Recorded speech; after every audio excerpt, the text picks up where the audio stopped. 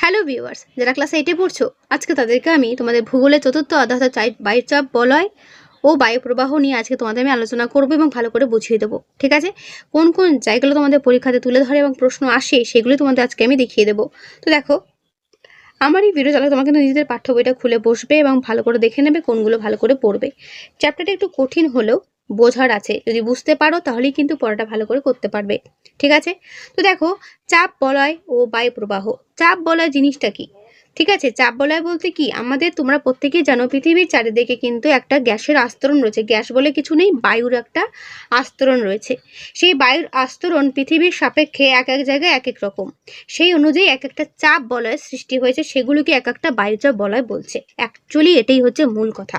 এবার আমরা পড়ব সংজ্ঞাটা। দেখো, হাইলাইট করা আছে, পৃথিবী পৃষ্ঠের ওপর নির্দিষ্ট দূরত্বে সমধর্মী বায়ুস্তর অনুভূমিকভাবে প্রায় 1000 কিলোমিটার জুড়ে পুরো পৃথিবীকে কয়েকটি বলয়ের আকারে বেষ্টন করে আছে।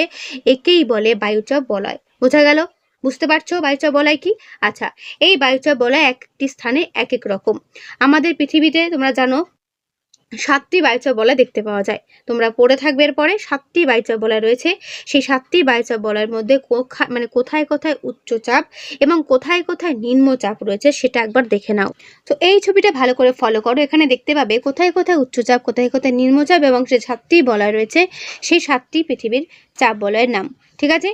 এই ছবিটা ভালো করে খাতায় প্র্যাকটিস করো, এটা তোমাদের অনেকটাই হেল্প হবে। আমি প্রত্যেককে বলছি ছবিটা পজ করে একটু প্র্যাকটিস করে নিও। পৃথিবীর বায়ুচাপ বলয়ের চিত্রটা, এটা পরীক্ষায় কিন্তু আসার সম্ভাবনা রয়েছে। ঠিক আছে? তোমাদের পরীক্ষার প্রথম পরীক্ষা সবার আশা করি হয়ে গেছে। তো যাদের হয়ে গেছে তারা কিন্তু অবশ্যই পড়াগুলো শুরু করে দাও। ওকে?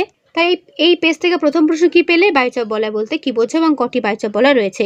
এরপর চলে এসো নিরক্ষীয় অঞ্চল। নিরক্ষীয় অঞ্চল বলতে কি বোঝায়? না, নিরক্ষরেখা দুপাশে 0 ডিগ্রি থেকে 5 ডিগ্রি অক্ষরেখা পর্যন্ত বিস্তৃত অঞ্চলই হচ্ছে নিরক্ষীয় অঞ্চল। এই অঞ্চলে একটি বায়ুচাপ বলয় রয়েছে, তার নাম হচ্ছে নিরক্ষীয় নিম্নচাপ বলয়। ঠিক আছে? কিন্তু সে নিম্নচাপ কেন হচ্ছে? দেখো, নিরক্ষরেখায় তো সূর্যরশ্মি সারা বছর লম্বভাবে পড়ে, ফলে সেখানকার বায়ুটা কিন্তু উষ্ণ থাকে এবং এই উষ্ণ বায়ু কি করে, জলীয় বাষ্প ধারণ ক্ষমতা সব থেকে বেশি থাকে। জলীয় বাষ্প ধারণ ক্ষমতা বেশি থাকলে কি হবে? আস্তে আস্তে ঘনত্ব কমতে থাকবে এবং হালকা হতে থাকবে। হালকা হতে হতে বায়ুটা কি হবে? দুদিকে ছিটকে যাবে, অর্থাৎ ওখান থেকে সরে যেতে থাকবে। ফলে সেখানে নিম্নচাপের সৃষ্টি হয়। বোঝাতে পারলাম?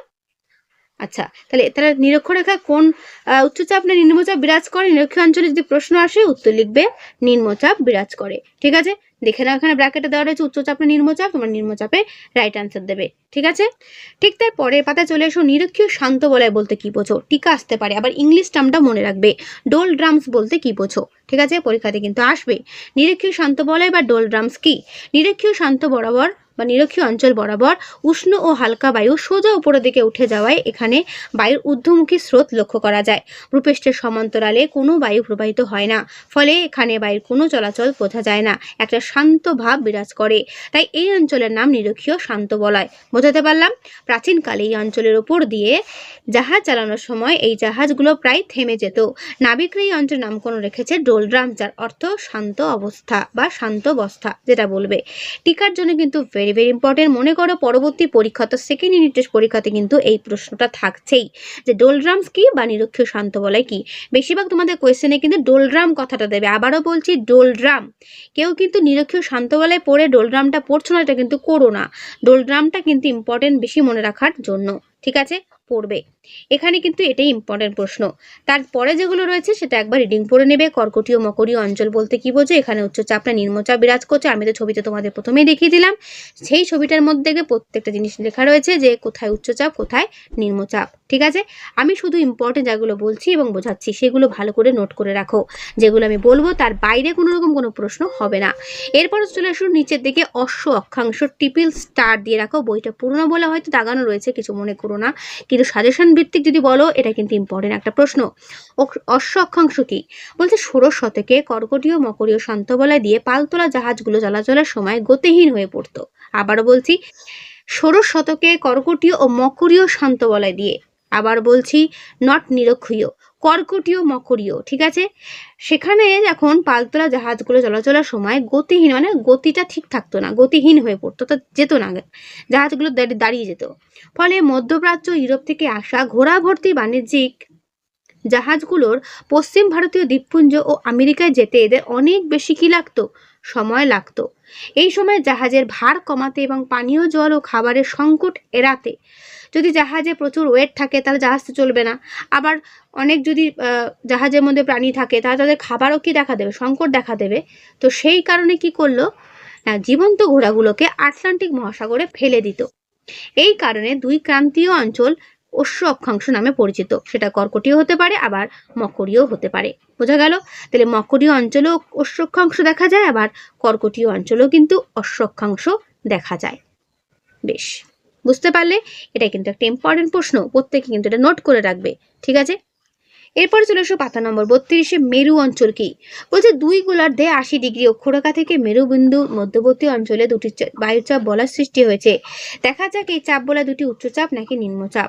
এটা একবার রিডিং পড়ে নেবে। ঠিক আছে, কিন্তু তার আগে দেখে নাও, মেরু অঞ্চলে প্রায় সারা বছর কি থাকে, বরফে ঢাকা থাকে, উষ্ণতা থাকে হিমাঙ্কের নিচে, মাইনাসের নিচে থাকে, তাই এখানকার বাতাস ভীষণ শীতল। এখানে সূর্যরশ্মি তীর্যকভাবে পড়ায় তাপের অভাবে বাষ্পীভবনের পরিমাণও কিন্তু খুব কম, ফলে বাতাসে জলীয় বাষ্পের পরিমাণও কি থাকে, কম থাকে। পৃথিবীর আবর্তনের কারণে মেরুবৃত্ত প্রদেশীয় অঞ্চল থেকে বায়ুর কিছু অংশ মেরু অঞ্চলে নেমে আসে। তাহলে তোমরাই বলো, এই অঞ্চলে, মেরু অঞ্চলে উচ্চচাপ বিরাজ করবে নাকি নিম্নচাপ? নিম্নচাপের তো কোনো প্রশ্নই নেই, কারণ এখানে সূর্যরশ্মি লম্বভাবে পড়ে না। তাহলে কোনটি অ্যান্সার হবে? অ্যান্সার হবে উচ্চচাপ। তাহলে মেরু অঞ্চলে কিন্তু সারা বছরই প্রায়ই উচ্চচাপ বিরাজ করে। ঠিক আছে, মনে রাখবে, এগুলোই কিন্তু শর্ট কোশ্চেন, আর এগুলোই কিন্তু পরীক্ষাতে দেয়। বুঝতে পারলাম? এই চ্যাপ্টারটা পড়তে অনেকেরই সমস্যা হবে, বলবো তাদের কাছে শেয়ার করে দিতে। যত পারো বন্ধুদের কাছে কিন্তু এটা শেয়ার করে দিও। চ্যাপ্টারটা দেখতে কঠিন হলেও পড়ার পরে তোমাদের কিন্তু সহজেই মনে হবে, শুধু ভাষাগুলো একটু কঠিন, এটাই যা, কঠিনের জন্যই তোমাদের একটু পড়তে কষ্ট হবে, কিন্তু একবার বুঝে নাও, কারোরই কোনো সমস্যা হবে না। এরপর আসছে বায়ু প্রবাহ, অর্থাৎ বায়ুর চলাচল। বায়ু কিভাবে চলাচল করছে, এটাই হচ্ছে বায়ু প্রবাহ। বলছে চাপের সমতা বজায় রাখার জন্য বায়ু সবসময় উচ্চচাপ অঞ্চল থেকে নিম্নচাপ অঞ্চলের দিকে প্রবাহিত হয়। তাহলে বায়ু কোন দিক থেকে কোন দিকে প্রবাহিত হয়, এটাও প্রশ্নতে আসে। উচ্চচাপ অঞ্চল থেকে নিম্নচাপ অঞ্চলের দিকে প্রবাহিত হয়। দুটো অঞ্চলের মধ্যে চাপের পার্থক্য বায়ু চলাচলের অন্যতম প্রধান কারণ। তাই এক একটা জায়গায় চাপের যে পার্থক্য, সেটা কিসের জন্য হচ্ছে না, বায়ু চলাচলের জন্য হচ্ছে। উচ্চচাপ ও নিম্নচাপ যুক্ত অঞ্চলের মধ্যে চাপের পার্থক্য বেশি হলে বায়ুর গতিবেগ বাড়ে, আবার চাপের পার্থক্য কম হলে বায়ু ধীর গতিতে বয়। যখন চাপের পার্থক্য প্রায় থাকেই না, তখন সেখানে শান্ত অবস্থায় বিরাজ করে। বুঝতে পারলাম? খুব সুন্দরভাবে এখানে দিয়েছে, তোমরা কিন্তু আমার সঙ্গে সঙ্গে একবার বাড়িতে পড়ে নেবে। পৃথিবীর আবর্তন বা ঘূর্ণন গতির কারণে পৃথিবীর পৃষ্ঠস্থ যে কোনো স্বচ্ছন্দ বা গতিশীল বস্তুর উপর এক ধরনের বল কাজ করে, যা বস্তুগুলোর দিক বিক্ষেপ ঘটায়। এটাই হলো কোরিওলিস বল। ইম্পর্টেন্ট 2 নম্বরের জন্য। কোরিওলিস বল বলতে কি বোঝো, করবে। যেটা বলছিলাম, যে পৃথিবীর আবর্তন বা ঘূর্ণন গতির কারণে পৃথিবীর পৃষ্ঠস্থ যে কোনো স্বচ্ছন্দ বা গতিশীল বস্তুর ওপর এক ধরনের কি করে, বল কাজ করে। এটাই হচ্ছে বস্তুগুলোর দিক বিক্ষেপ ঘটায়, আর এটা কি বলা হয়, কোরিওলিস বল। পৃথিবীতে স্বাভাবিকভাবেই চলাচলকারী বাতাস ও সমুদ্র স্রোতের ওপর সাধারণভাবে এই বল কি করছে, কাজ করছে। এই কোরিওলিস বলের কারণে উচ্চচাপ থেকে নিম্নচাপের দিকে চলাচলের সময় বায়ু সোজা পথে প্রবাহিত হয় না। তাহলে কোন বলের জন্য বায়ু উচ্চচাপ থেকে নিম্নচাপ অঞ্চল সোজাভাবে প্রবাহিত হতে পারে না? তখন উত্তর বলবে কোরিওলিস বলের কারণে। ঠিক আছে, উত্তর গোলার্ধে বায়ু তার প্রবাহের ডান দিক বেঁকে এবং দক্ষিণ গোলার্ধে তার প্রবাহের বাঁ দিকে বেঁকে চলাচল করে।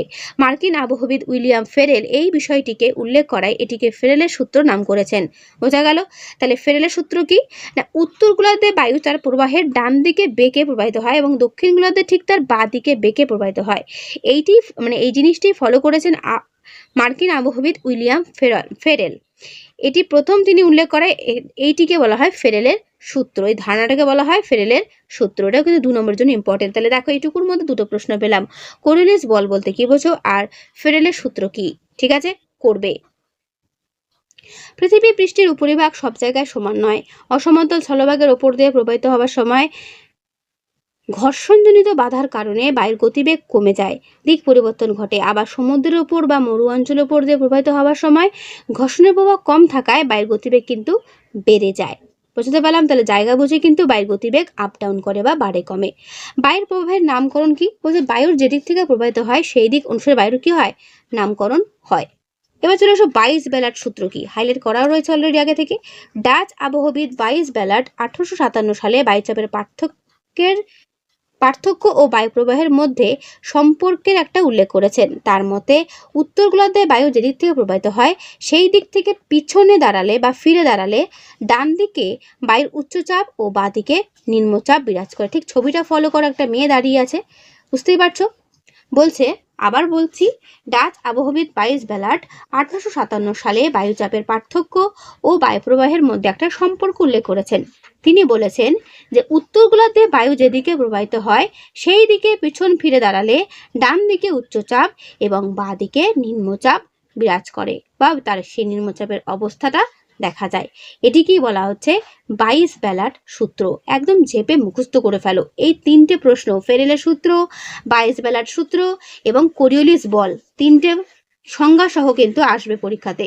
যেটুকু হাইলাইট করা আছে সেটুকু মুখস্থ করলেই হয়ে যাবে। ঠিক আছে, বোঝাতে পারলাম? আচ্ছা, তাহলে আজকে তোমাদেরকে আমি এই পর্যন্তই পড়ালাম।